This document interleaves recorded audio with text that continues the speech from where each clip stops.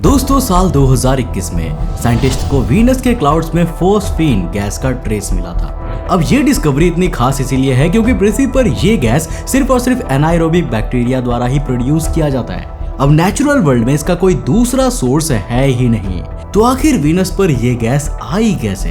अब देखो, हो सकता है कि वीनस पर माइक्रो ऑर्गेनिज्म की स्पीसीज मौजूद हो और वही इस गैस को प्रोड्यूस कर रही हो।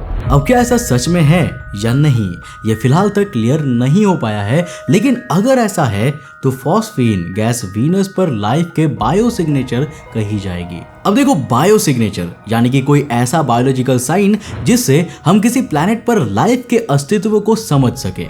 इसी तरह इमेजिन करो कि दूर किसी सोलर सिस्टम के एक एक्सो प्लैनेट पर इंसानों की तरह इंटेलिजेंट जीव रहते हैं। वेल, अगर ऐसा है तो वो भी हमारी तरह कई टेक्नोलॉजीज यूज करते होंगे, जैसे radio signals, satellites, spaceships, artificial lights, Dyson sphere या फिर ऐसी ही कोई एडवांस्ड टेक्नोलॉजी। अब इन्हें हम advanced aliens K techno signatures कह सकते हैं। नाउ एलियंस के बारे में जानने की क्यूरियोसिटी तो हम सभी को है और सभी चाहते हैं कि हम जल्द ही एलियंस को खोज लें। अब अगर आज हमें एलियंस का कोई टेक्नो सिग्नेचर्स मिल जाता है तो हम इंसान ऑब्वियसली बहुत ज्यादा खुश हो जाएंगे, लेकिन हमेशा नहीं। अब क्या पता हमें किसी एक्सोप्लैनेट पर ऐसे सिग्नल दिखे जो वहां की सिविलाइजेशन के अंत की ओर इशारा कर रही हो।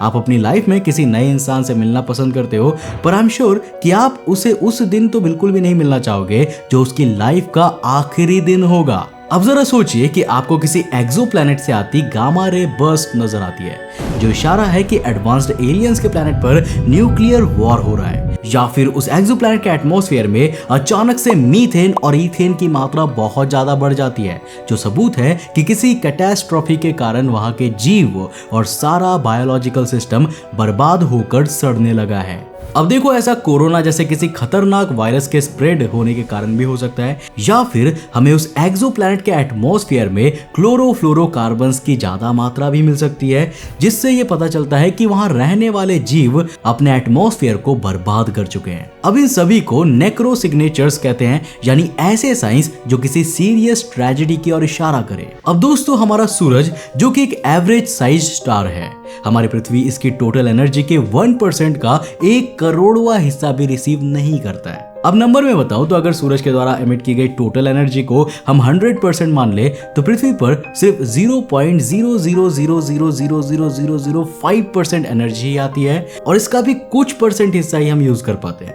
मगर जरा सोचो कि सूरज अपनी पूरी की पूरी एनर्जी को पृथ्वी पर ही भेज दे। अब अगर ऐसा होता है तो हमारा पूरा ग्रह राख में बदल जाएगा। लेकिन दोस्तों, डायसन स्फीयर एक ऐसा हाइपोथेटिकल मेगा स्ट्रक्चर है जो किसी भी स्टार की पूरी एनर्जी को सोख सकता है। अब हम इंसान नहीं जानते कि हमसे कई लाइट ईयर्स दूर रहने वाले एलियंस का व्यवहार कैसा होगा। वो भारत की तरह फ्रेंडली नेचर के होंगे या फिर नॉर्थ कोरिया की तरह एग्रेसिव नेचर के होंगे, ये कोई नहीं जानता। अब ऐसे में अगर वो हमसे एडवांस्ड हुए तो वो हमें खत्म करने के लिए नाइकोल डायसन बीम का इस्तेमाल भी कर सकते हैं। अब ये एक ऐसा हाइपोथेटिकल वेपन है जिसकी मदद से वो अपने स्टार की पूरी एनर्जी को हमारी ओर एक बीम के फॉर्म में भेज देंगे और सब कुछ बर्बाद कर देंगे। पर क्या हो अगर हमें उन एलियंस का मैसेज रिसीव हो जाए जो ऑलरेडी खत्म हो चुके हैं? दोस्तों, हमारे एंशिएंट टेक्स्ट में साइक्लिक यूनिवर्सेस की बात कही जाती है, यानी कि हमारे यूनिवर्स के जन्म से पहले भी एक और यूनिवर्स एग्जिस्ट करता था, जिसके अंत के बाद हमारे यूनिवर्स का जन्म हुआ था। अब साइंटिस्ट मानते हैं कि अगर ऐसा सच में है तो उस प्रीवियस यूनिवर्स के रेमिनेंट्स भी आज हमारे कॉस्मिक माइक्रोवेव बैकग्राउंड में मौजूद होने चाहिए। नाउ इमेजिन करो कि हमें ऐसा कोई सिग्नल रिसीव होता है जो इस यूनिवर्स का है ही नहीं, बल्कि वो सिग्नल उस प्रीवियस यूनिवर्स में रहने वाली गैलेक्सी ने एमिट किया हो। अब देखो, उस सिग्नल में वो डेड एलियंस हमें अपने बारे में और अपनी सिविलाइजेशन के बारे में बता रहे होंगे। अब क्या पता वो हमसे मुलाकात करना चाहते होंगे या फिर वो उन्हें बचाने की रिक्वेस्ट कर रहे होंगे। अब क्योंकि वो ऑलरेडी डेड हो चुके हैं तो हम उनकी मदद तो नहीं कर सकते, लेकिन ऐसे किसी सिग्नल को रिसीव करने की इमेजिनेशन ही बहुत स्कैरी है। क्या पता वो हमें उन चीजों के बारे में सावधान करे जिनके कारण उनका अंत हुआ हो, जैसे एडवांस्ड आर्टिफिशियल इंटेलिजेंस जो आज के समय में बहुत तेजी से ग्रो कर रहा है। अब दोस्तों इस लिस्ट में anti matter weapons, exotic form of matters और रेडियो एक्टिव वेपन्स हो सकते हैं। दोस्तों आज पृथ्वी यूनिवर्स में लाइफ का एकमात्र ठिकाना मानी जाती है, यानी कि अभी तक हमारे लाइफ की पॉसिबिलिटी सिर्फ इसी प्लेनेट पर देखी गई है। लेकिन पैंसपर्मिया थियरी कहती है कि पृथ्वी पर लाइफ कहीं और से आई थी। हमारे प्राचीन सिविलाइजेशन के लोग मानते थे कि उनके देवता दूर तारों में रहते थे और वो उन्हीं के संतान हैं। अब ऐसे दावे भी किए जाते हैं कि प्राचीन समय में एलियंस पृथ्वी पर आया करते थे और हम ह्यूमंस के साथ फिजिकल कांटेक्ट भी बनाते थे। वेल अगर ऐसा है तो हमारे अंदर आज भी उनका डीएनए प्रेजेंट होना चाहिए। अब अगर कल के दिन हमें ये पता चलता है कि हम प्योर ह्यूमन ब्रीड है ही नहीं और जिन एलियंस को हम खोज रहे हैं उन्होंने ही हमें जन्म दिया है, तो ये हमारे लिए बहुत ही शॉकिंग फैक्ट होने वाला है। वैसे दोस्तों क्या आपने जेनरेशनल गैप के बारे में सुना है? दरअसल हमारे ग्रैंड पेरेंट्स जिन 20 रुपए को बचाने के लिए कई किलोमीटर्स पैदल चलते होंगे, उस 20 रुपए की हमारे लिए कोई भी वैल्यू नहीं होती। हम पैसों को बचाने के लिए टाइम का यूज नहीं करते, बल्कि इसके ऑपोजिट टाइम को बचाने के लिए पैसे खर्च करना ज्यादा पसंद करते हैं। अब देखो इसे ही जनरेशन गैप कहते हैं। अब ऐसे ही यूनिवर्स के स्केल पर हम कॉस्मोलॉजिकल और टेक्नोलॉजिकल गैप्स का भी सामना कर सकते हैं। अब मैं आपको इसका एक रियल लाइफ एग्जांपल देता हूँ। अब जब आप अपने ग्रैंड पेरेंट्स के हाथ में स्मार्टफोन पकड़ाते हो या फिर उनके कान में ईयरपॉड्स लगा देते हो, तो एक पल के लिए वो घबरा जाते हैं और उनका दिमाग काम करना बंद कर देता है।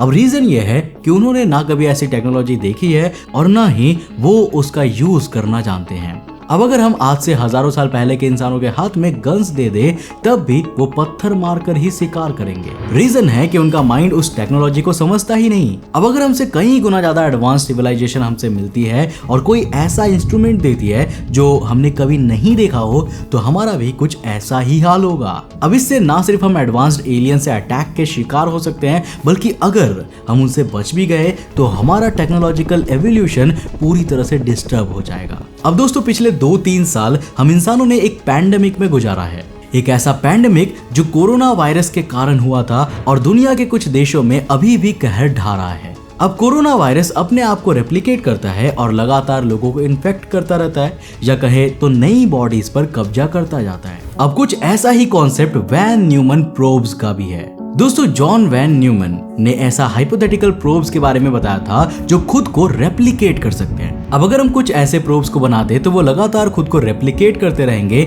एक प्लैनेट से दूसरे प्लैनेट की ओर, और एक सोलर सिस्टम से दूसरे सोलर सिस्टम को ट्रैवल करेंगे और कुछ हजार सालों में पूरे मिल्की वे पर कब्जा कर लेंगे। अब यार अगर ये आइडिया हम इंसानों के दिमाग में आ सकता है, तो हमसे कई गुना एडवांस और इंटेलिजेंट एलियंस ने तो ऐसे प्रोब्स बना भी लिया होगा। हमारे सोलर सिस्टम में तो फिलहाल ऐसे किसी प्रोब के सबूत नहीं मिलते हैं, और हम इंसान तो बिल्कुल नहीं चाहेंगे कि ऐसे एलियन प्रोब्स हमारे ग्रह की ओर आए, है कि नहीं?